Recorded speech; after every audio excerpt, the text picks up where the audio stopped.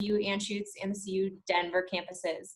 And this workshop webinar is just one of several that we are offering to try to help support our students and scholars during this difficult and uncertain time. We've all had a lot thrown at us over the past few months, obviously, between the pandemic, working remotely, doing school remotely, and now even in the United States, you know, with the Black Lives Matter movement, there is a lot going on. So we wanted to be a resource for all of you to be able to manage your stress and manage your anxiety during this complicated time.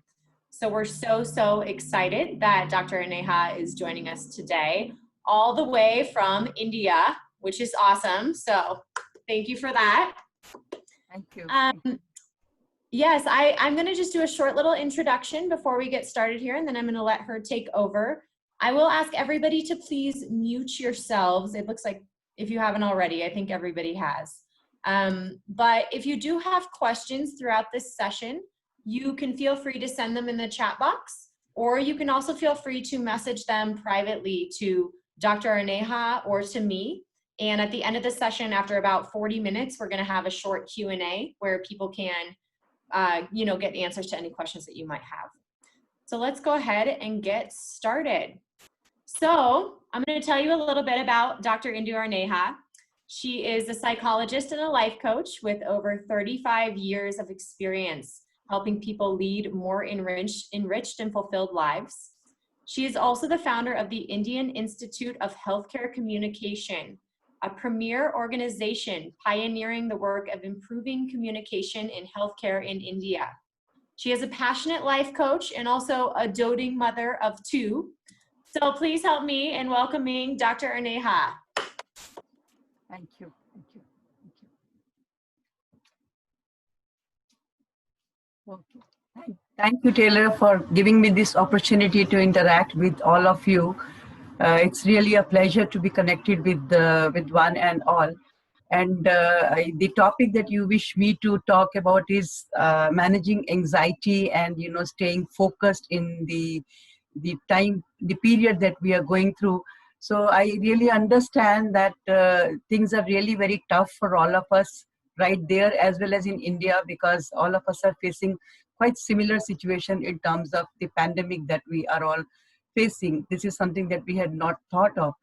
And definitely it's inducing a lot of anxiety among one and all, and many people actually are approaching us right in India also for counseling and for various other help and services. And everybody is trying their best to help save the situation and handle the situation. And people are overwhelmed, there's no doubt about it. I mean, people are confused, I really understand. So this session of mine that I'm going to share with all of you is actually to empower you with certain tools and skills that will help you deal with anxiety at your personal level. Because usually people tell what all you should be doing, don't do this, don't talk like this, don't go there, don't do this, but that actually does not help. So what I'm going to give you is a set of psychological tools that will help you to work on yourself, with yourself, and that will help you to deal with not only this situation that we all are facing, but anytime, even in future, if you come across any difficult situation where you feel you are confused or you're anxious or you're worried about the situation, these tools can be used at any point of time and they will help you greatly. They're basically time-tested psychological tools that I'm going to share with you. So please allow me to share my screen with all of you. Give me a moment and then we'll continue with the discussion.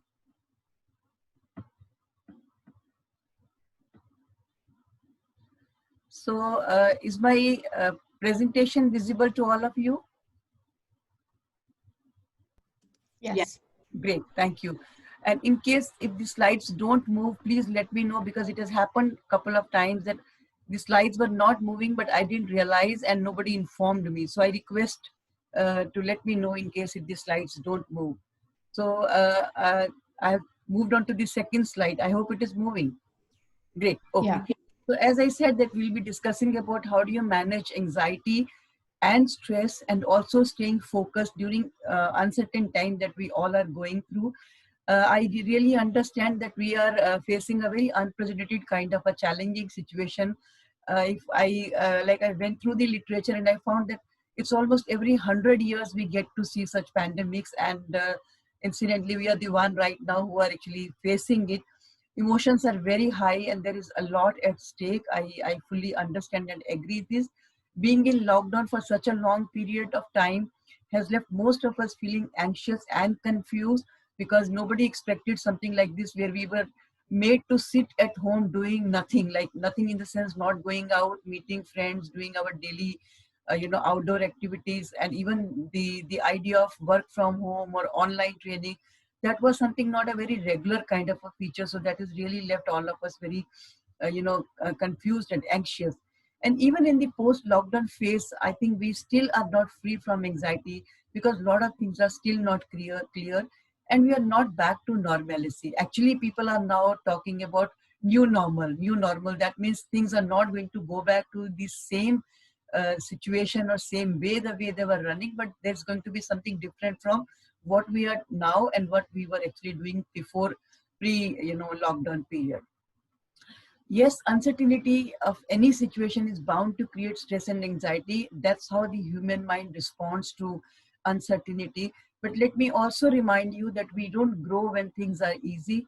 We usually grow when we face challenges.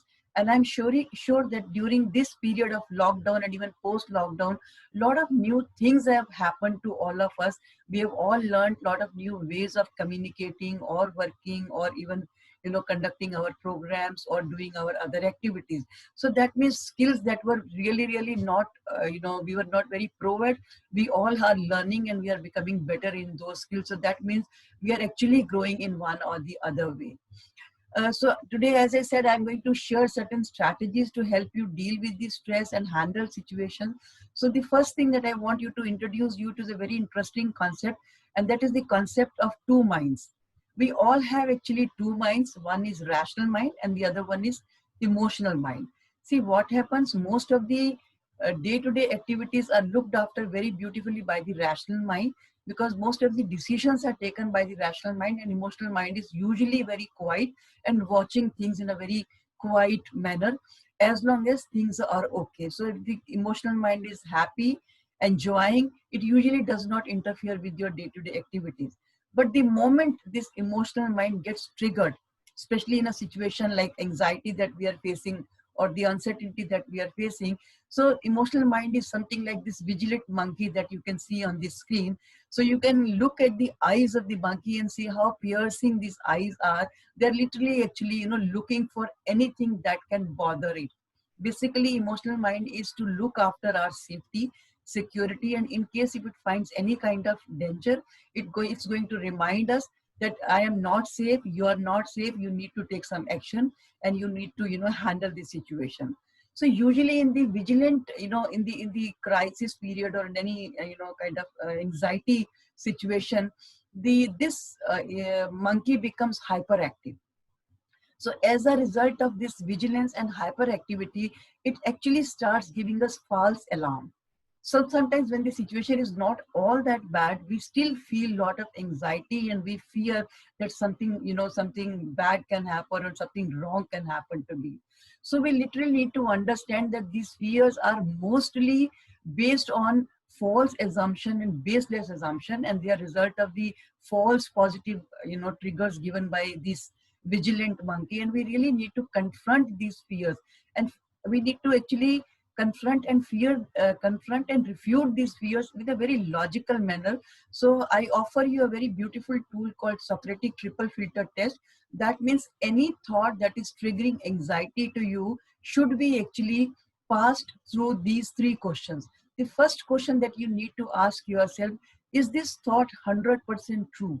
So do I have any evidence to prove that this thought is true? For example, if I'm feeling that I may get infected, so I need to ask myself, is this thought really true? And do I have any evidence that yes, I am more prone to infection than anybody else? So I'm sure when we will pass it through this question, the thought will be that no, as long as like it's been 2.5 or 3 months since we all are, seeing this pandemic in the country, and fortunately I have been following all the guidelines. So that means the risk is not really that bad. So that means it fails the first question. Then I ask the second question, is it a good feeling or a bad feeling? So usually any thought, any negative thought is not a good feeling. So naturally the response will be that it is not a good feeling. And the third question that you need to ask yourself is this thought useful, helpful, and kind? And again, I'm sure you will have an answer that no, this thought is not useful and it's not even helpful because it is triggering anxiety and it is bothering me and it is not letting me do what I want to do. So as a result, you will find this, thought not very helpful and useful. So when you see that any thought which is, anxiety provoking, but is not able to pass these three tests, it's a clear indication that this thought is not worth keeping with you. So you need to really replace this thought with a very productive thought, because the immediate response to any situation which is anxiety provoking is that we have an automated negative thinking, but that thought needs to be challenged and replaced with productive thoughts to come down to normalcy. Also at the same time, in the event of anxiety, this emotional mind has a tendency to overestimate the risk. So for example, if the risk is not very high, chances are that it will give you a feeling though it's very unsafe, it's really not, it's really not safe. And also it would underestimate your coping ability. So as a result, it would disturb your equilibrium and it will also disturb your way of looking at situation. So you might be actually wrong at estimating the risk or even your coping ability. So very smartly, actually, we need to learn to accurately assess the risk, how much of risk it is. For example, if I'm fearing corona or if I'm fearing COVID, so I need to ask myself, what is the exact amount of risk I am at? For example, if I'm following all the guidelines, if I'm at home, I'm maintaining the safe distance, I'm using mask, I'm washing my hands carefully, and I'm not mingling with people unnecessary. So that means my risk to the infection is quite low. And similarly, the coping ability, I think most of us are able to cope with wonderfully with this stressful situation, but usually we have a fear that I will not be able to deal with it. So as a result, we have a tendency to see cat as a lion. So we got to really accurately learn to, assess the risk and also our coping ability. We also need to check this self-talk that we do with ourselves. See, most of the times when we are free or even when we are physically occupied and not doing anything very intense in terms of mental activity, we have a tendency to continue the self-talk. So self-talk is something like the program that you give to your mind and body. We need to be really very careful about the self-talk we give, because in case if I'm doing lot of negative self-talking to myself, then the chances are that I'm giving a negative program to my body and mind. So naturally, again, I'm putting my body and mind in the negative gear. I'm going to be definitely more anxious in even in a normal situation. So I need to check my quality of self-talk, and in case if it is negative, I need to challenge that self-talk in the same manner like I taught you about the Socratic triple filter, and you can replace it with the useful thoughts. So this is a technique we normally teach people when they have cognitive distortion, and we help them learn through cognitive behavior therapy, where they learn to restructure their thought process. And it is a very helpful technique in challenging any thoughts that are not, they are mostly baseless and they do not have any evidence to prove. Because if you are too much into negative self-talk, again, you are likely to see a minor problem as a major, danger or a major risk. We also need to keep a check on the media that we are following, because if we are in the habit of following media which has lot of, visuals or messages or articles about COVID or anything that we are bothered about, so we are likely to pick and exaggerate that. So we need to really see how much of it can I digest. See, for example, when we go for a marriage party or any function, we usually have a lot of things lying on the table. But how much of it can I digest? I need to check my appetite and accordingly need to handle it. So in case if you have tendency to, get into anxiety, then please check your media appetite, keep it to minimum, rather mix it with other things like some entertainment, some knowledgeable, articles or some general information, rather than just always following any particular, news. Like for example, COVID right now is a very big thing, or for example, Black Lives Matter is another issue that we are talking about. So we really need to see how much of it can I really comfortably handle, and I should take only that much of it. So at the same time, well, while we are handling our emotional mind, we need to train our rational mind to stay focused, because it's the balance between the emotional mind and the rational mind which will actually give a result to the wise mind. That's the third mind, which would actually be, synthesizing the information coming from the rational mind and from the emotional mind, and that will be put into action. So if you are able to train your rational mind to stay focused, even in the mid of the crisis, you will be able to keep the control in your rational mind. Usually, emotional mind is very powerful. It can hijack rational mind. It would actually completely paralyze rational mind. Therefore, most of the times after the incident is over, we get to realize that, okay, I overreacted, or there was no need to worry so much. But in the heat of the moment, we normally are not able to think, this sensibly. So we really need to train our rational mind to stay focused in the, crisis period, or even in other situations. So how do we do it? I'm going to share a couple of tools with you to help you stay focused and also know where to, focus your energy, time, and your efforts. So, for example, I would ask you to make a list of things that bother you. You can make list of anything that is on your mind and you think you are worried about.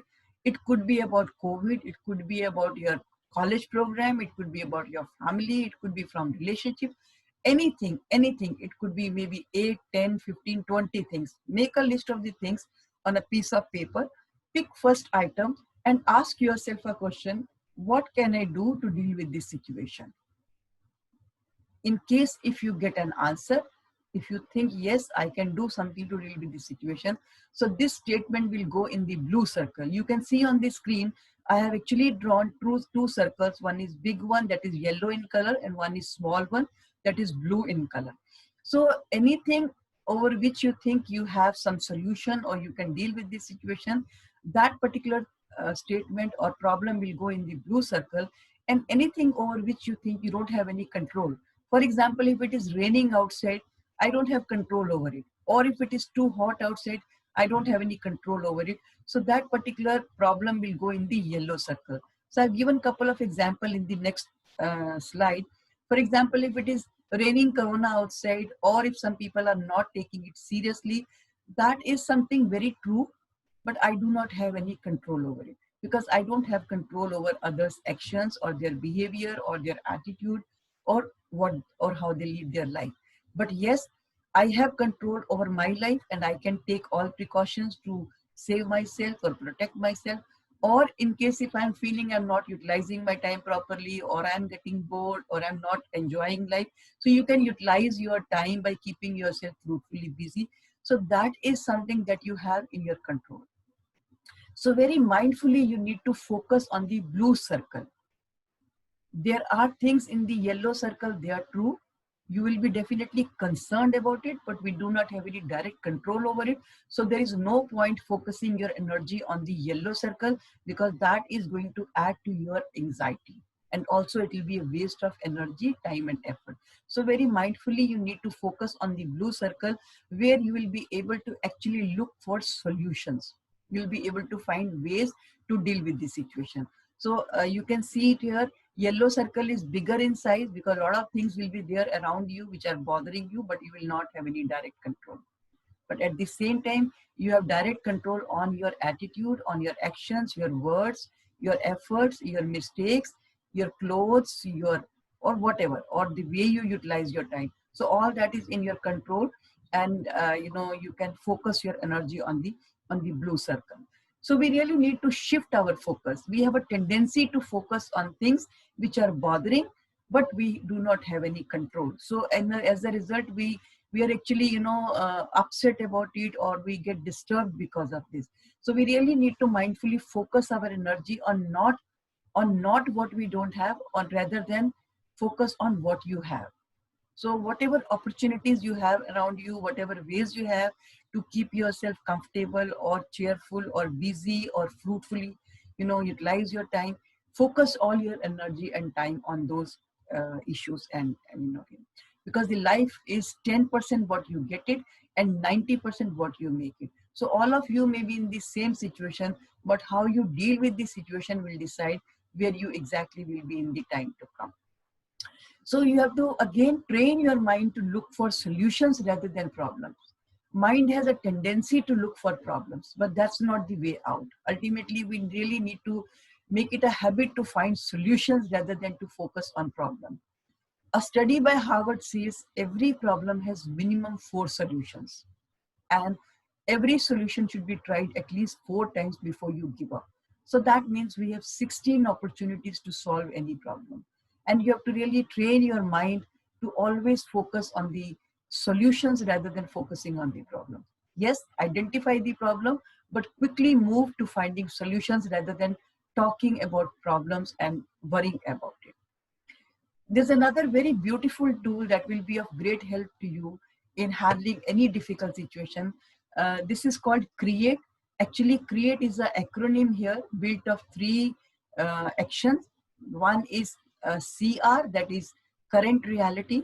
That means whatever situation you are facing, so whatever challenge you are facing is the current reality.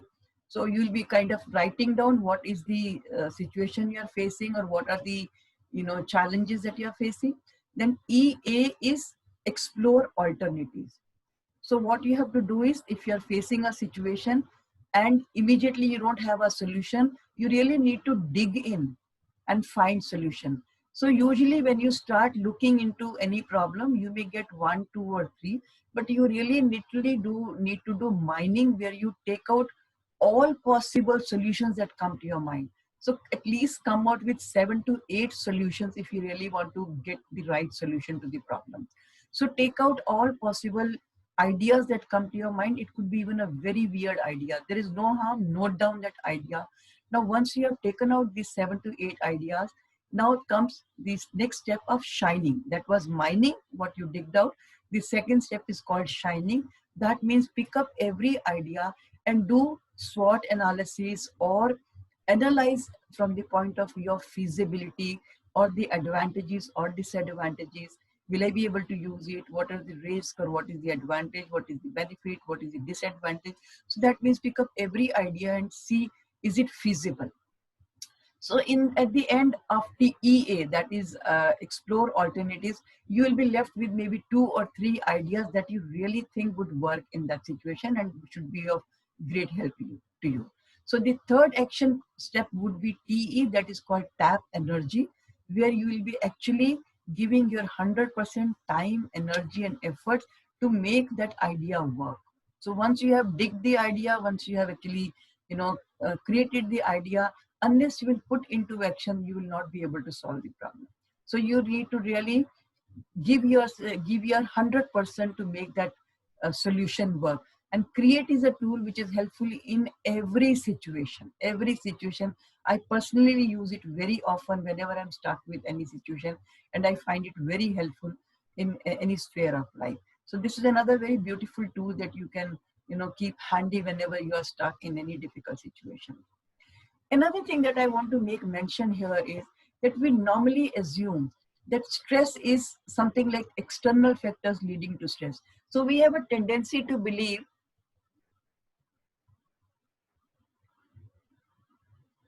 that external factors are responsible for the stress that I am experiencing. I believe this is half definition of stress. According to my understanding, stress is external factors leading to stress divided by your coping ability. Increase the value of denominator, automatically numerator will become less effective. So if you work on your coping ability, automatically you will experience less stress and less anxiety. So I'm going to empower you with certain tips to improve your coping ability. If you're able to work on this, and they are very simple tips that I'm going to share with you, but they are very, very important. And sometimes we completely overlook them because they are very simple and they are very easy to do, and we don't realize how effective way they are to help you to cope your ability. And I'm personally using most of these ways in my life, and I find it very useful in handling any situation in a very peaceful and calm manner. So the first one is 6 to 8 hours of sound sleep. We all must make it a habit to catch enough sleep, because sleep is a biological need. And if you are sleep deprived, your attention, your concentration, your ability to work, your resilience actually gets decreased. Lot of hormones are released during sleep, which are helpful to deal with the day-to-day stress. Lot of toxins are, washed out or cleansed away during sleep, because all your mental and physical wear and tear takes place during sleep. And also a lot of emotional issues get resolved when you catch, enough sleep. So sleep is a biological need, and one should never compromise on sleep.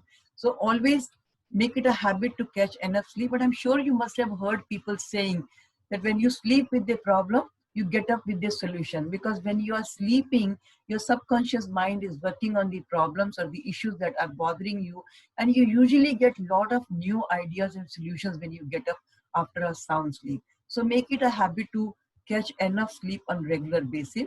The second one is 3 meals a day on regular basis. I always suggest never compromise on your food. I was listening to a TED talk by a very famous endocrinologist. He said your immune system is in your stomach. The center of your immune system is in your stomach. So it's very important to look after your digestive system and take proper, well-balanced diet. Never compromise on your food. 3 meals means 3 meals, because you require energy to do your physical as well as your mental activity. So many people I see, they do not take proper food. So you may have seen that when we are hungry, we are more likely to be jittery and irritated, and easy to be provoked or get into any kind of tension and anxiety. So this is a very simple thing. Make it a habit to take your breakfast in the morning before you leave for your school or college, and carry something with you to eat during the day in case if you have a long day in the school. And then after you come back, you must take your regular and full meal at home also.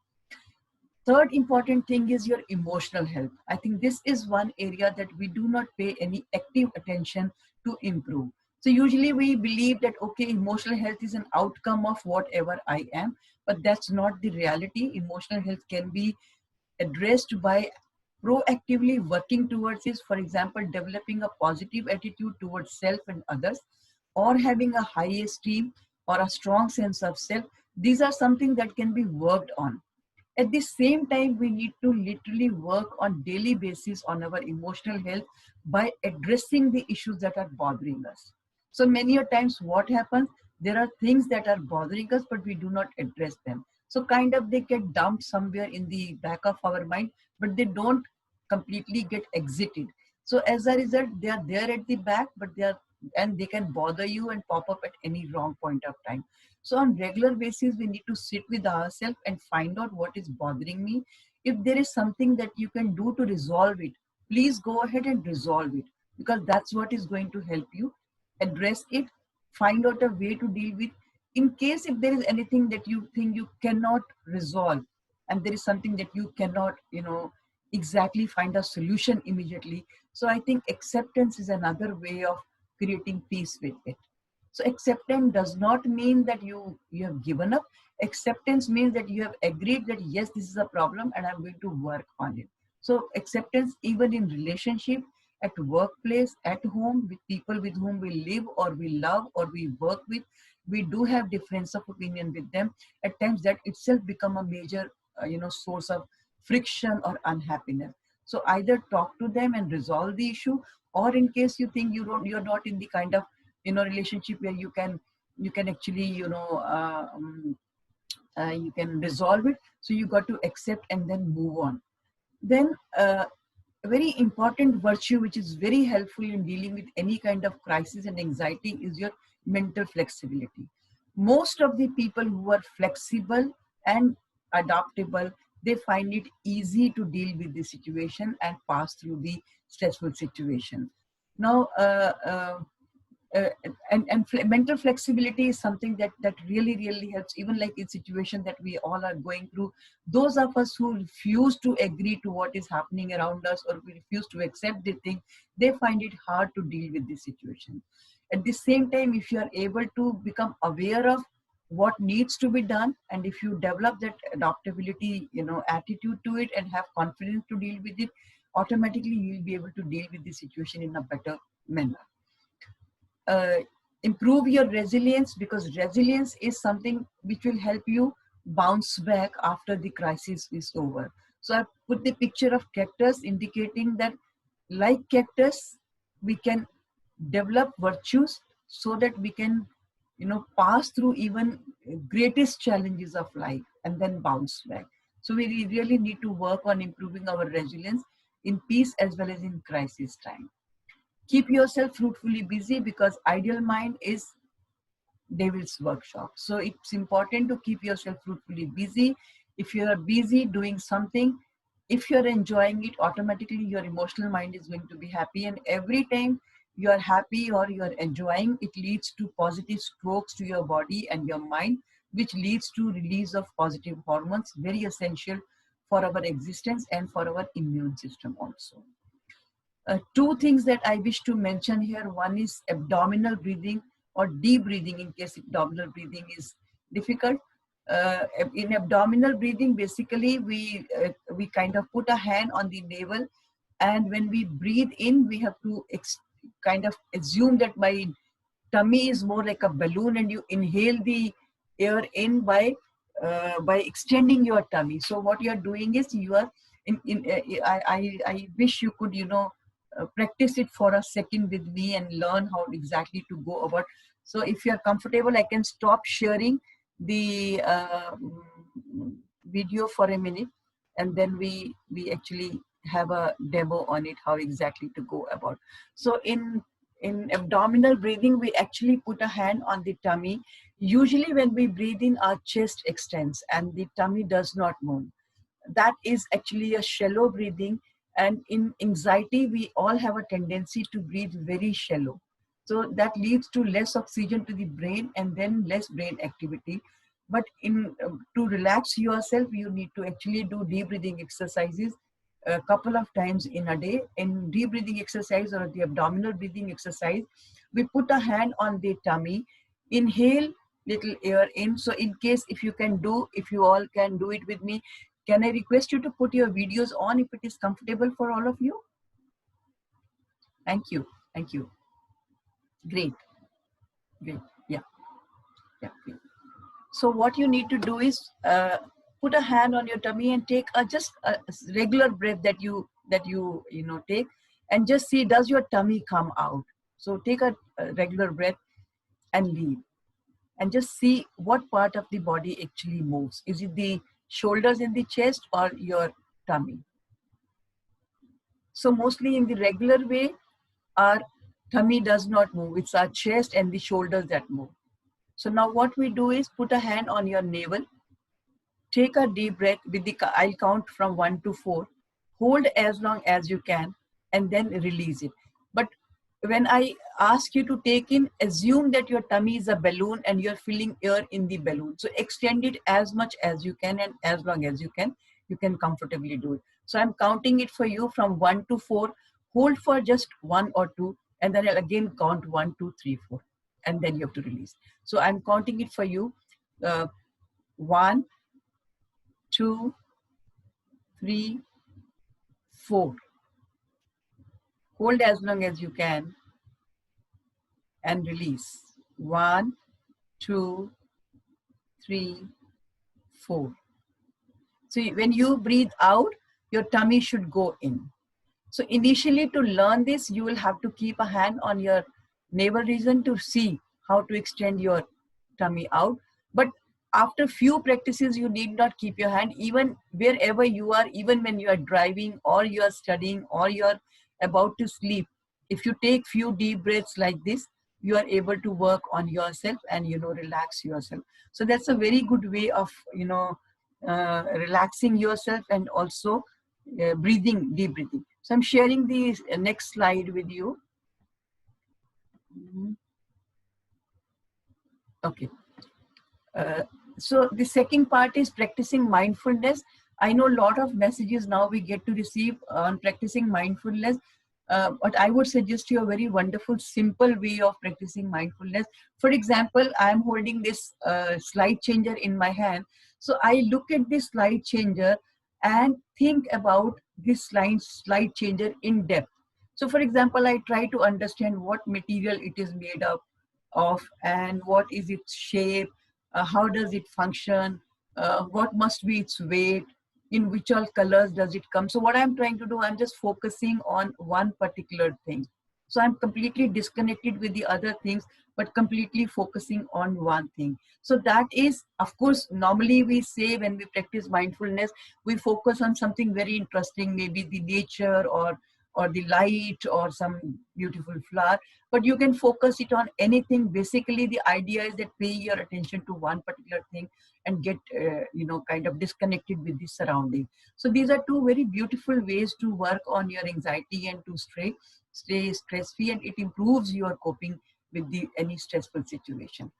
Okay, so and next thing is staying in the company of positive people. It's very important because many times your company has a great influence on you. In case if I'm in habit of talking to people who are, anxiety prone, I'm quite likely to get influenced by them, because if they talk negative about something, I'm going to, kind of catch that idea and work on that and keep that with me. So very mindfully, I need to check my company and need to stay with the company of people who are positive and progressive. Talk it out is another very good idea. Once you talk to people, talk about your problem, share with them, it actually is therapeutic. Talking is actually considered therapeutic, and listening attentively also, helps a lot. So when you talk about your problem, also it brings a lot of clarity to your mind, because once you talk about a problem, you start getting ideas to deal with it. And also when you talk to somebody with whom you are comfortable, and when that person gives feedback, you get some idea about how in different way you could have dealt with it. In case if something is really bothering you and you're not able to handle it, please go ahead and take help, because that's another good way of dealing with the situation. When you are not able to handle it yourself, do not hesitate taking help. Go ahead and meet your mentor or your teacher or counselor or academic counselor, or you have your this international office for the affairs, so you can get in touch with them and talk about your problem. The prayer of serenity is a very powerful prayer. It helps us understand that there are a number of things that I cannot change, so I literally need to pray to Almighty to give me strength to accept the things that I cannot change, and give me courage to change the things that I can change, and give me the wisdom to differentiate between the two. At times we are not able to find the difference, things that I can change and the things I cannot change. So I gave you that two circle concept, that is circle of concern and circle of influence. Circle of concern is yellow circle, things I don't have any control over. They are true, they are bothering me, but I don't have any control, so I have to accept them. And the things over which I have control, that's in the blue circle, and that is circle of influence, over which I have direct control. And then gratitude, I think last but not the least, attitude of gratitude is something that's a very, very powerful way of staying calm and peaceful. If we look at what is happening around, how people are suffering, how people are bothered with so many problems, if we are safe, if we are with our family, if we are comfortable, if we are able to earn our living or do whatever we are doing, I think we really need to thank God for all his grace and help that he's providing us. And it's a very powerful way of creating positivity within ourselves. So these are few tips I had to share with you about how do you really handle anxiety, prevent anxiety, and improve your coping ability. And if you have any questions, I think we can take the question. So please allow me to stop sharing the yeah. All right. Can you guys just for 1 minute unmute yourselves? Let's give Dr. Neha a round of applause. Thank you.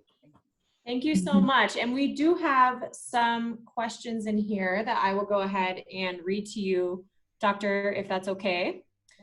Let me just go back up. I got quite a few here. Okay. The first question I got was, what are some specific things that we can do to stay resilient? See, again, Resilience is your ability to deal with the situation, your coping ability. So some of the very simple thing is, for example, uh, address your issues on regular basis. What happens when we actually, normally what I say, if you look after three things, you can look after 70 to 80% of stress, and that will automatically improve your resilience. One is food, second is sleep, and third is your emotional health. Look after your emotional health. Usually we do not pay much attention to what I am feeling. We are not even aware what I am feeling. We do not even know the emotion that we are experiencing. We normally say, I'm feeling low, I am not happy, but what exactly is bothering? Address it. Don't leave it hanging. If it is something that you can resolve it, for example, I had an argument with a batchmate of mine. Go ahead, talk to that person, clarify, end it. If you need to ask for apology, go ahead and ask for apology. If you need to forgive and forget, do that, so that you can move on, move ahead. So these are few things you can focus on that can really help you improve your resilience. Thank you. The next question we have is, are there any techniques you would recommend to keep our emotional mind more in sync with our rational mind? Usually, whenever we are in a situation where emotional mind gets activated, it has a tendency to hijack your rational mind. So every time you have been into a situation where after the situation you felt, oh, I didn't deal it the right way. So go back to the same situation mentally now and go through the situation, reflect upon it. And you will be able to find a point where exactly you could have taken a different stand or a different way, but it got completely messed up. So at that point, start thinking, what other way could I have handled it? So if you will think once, twice, thrice, you will have couple of ideas. For example, I am arguing with somebody and suddenly I throw something. The moment I throw something, it becomes completely, the whole conversation goes out of, control.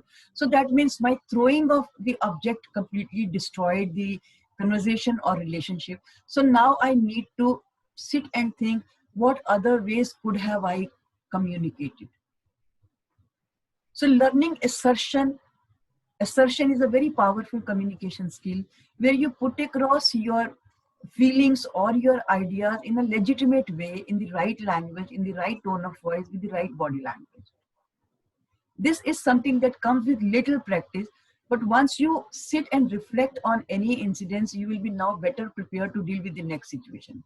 So usually, once you have thought about it, not that next time you will behave very differently. No, because old habits die hard. So you have a tendency to go back to the old pattern of handling it. But once you will start going back to this situation couple of times, a moment will come when you will be in the middle of this situation and your rational mind will give you an idea, this is not right, do it like this, and you will actually have a turning point. And that will be your breakthrough. That will be your breakthrough. Also, another thing is, I don't say don't react. Just delay your reaction by couple of seconds. That's why we tell people, if you're angry with somebody, take a glass of water or move away from that situation for a couple of minutes, or maybe chant something, or maybe count from 1 to 10. So basically that is to stop the flow of negative energy to the emotional mind. The moment you are able to cut down that, your rational mind comes into action and it starts giving you ideas. Don't do this, this is not the right way, don't take this action. And that's how slowly we can improve our control on the emotional mind.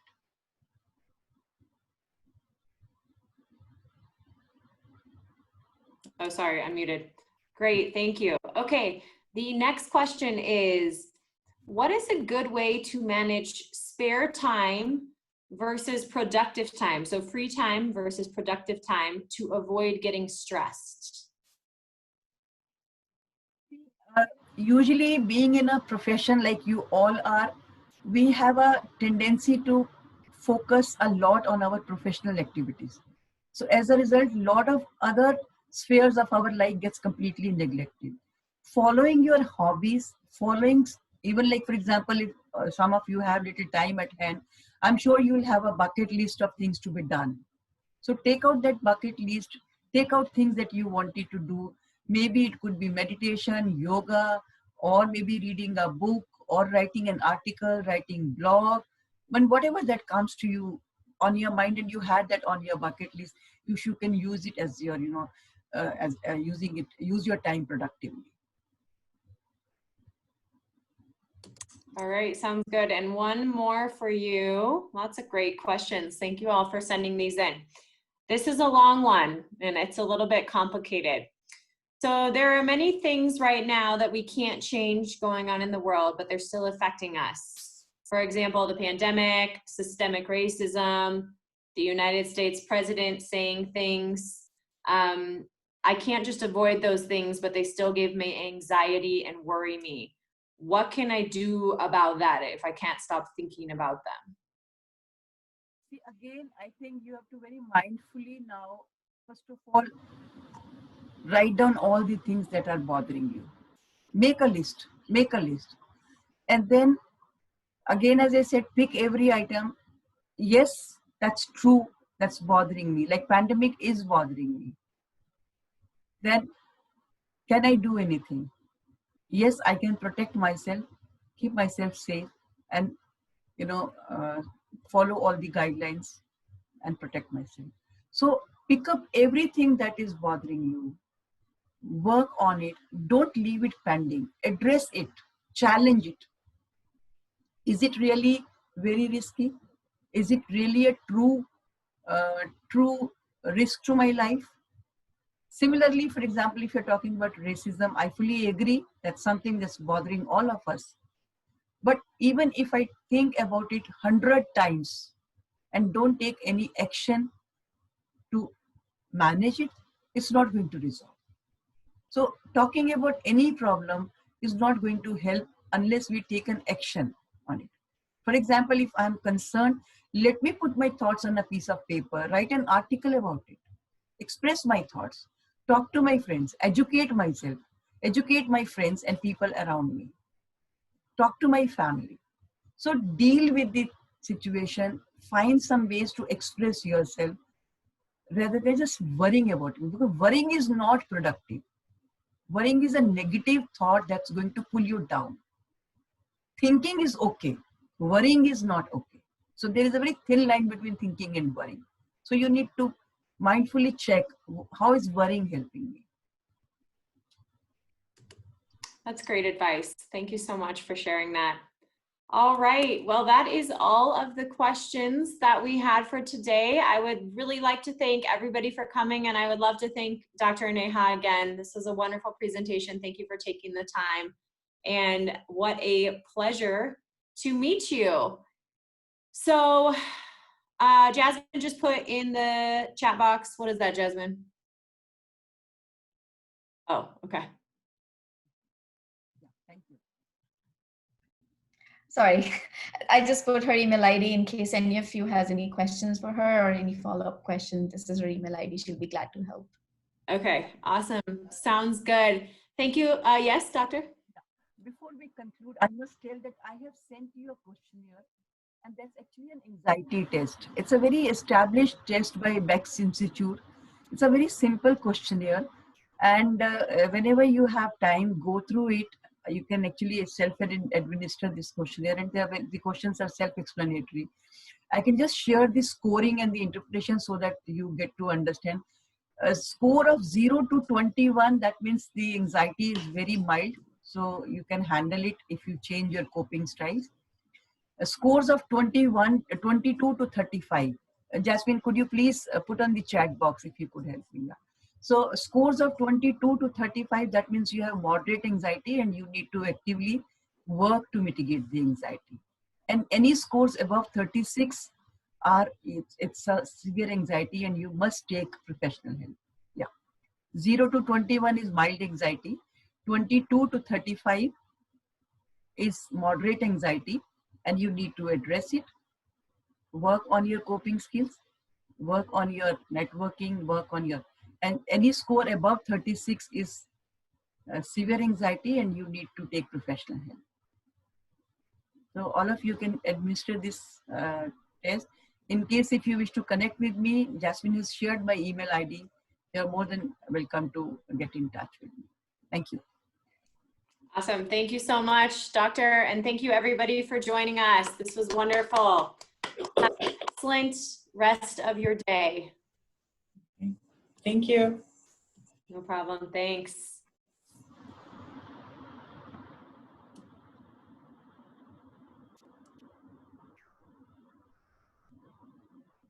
All right.